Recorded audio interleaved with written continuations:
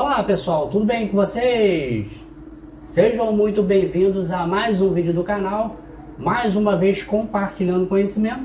E no vídeo de hoje eu vou estar compartilhando com vocês como faz para ativar o efeito modo gelatina no Zorion OS.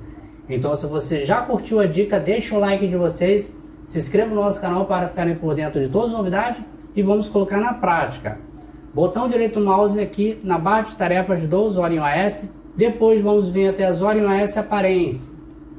Aqui em Aparência do Zorion OS você tem aqui as opções de layout, tema, efeitos, área de trabalho, janelas, interface e fonte.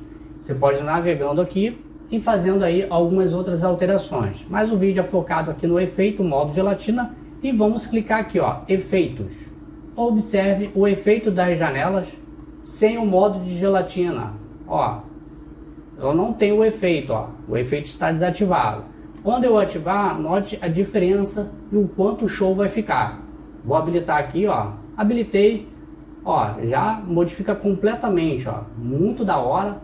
E aí você vai ter esse efeito aqui toda vez que você utilizar uma janela, né? Clicar e arrastar e movimentar ela, vocês vão se deparar com esse efeito aqui, que é muito legal. Bom, então essa era a dica que eu queria compartilhar com vocês. Eu espero que vocês tenham curtido esse vídeo. Se gostou, deixa o like de vocês, se inscreva no nosso canal para ficarem por dentro de todas as novidades. Nos encontramos até a próxima dica e tchau, pessoal!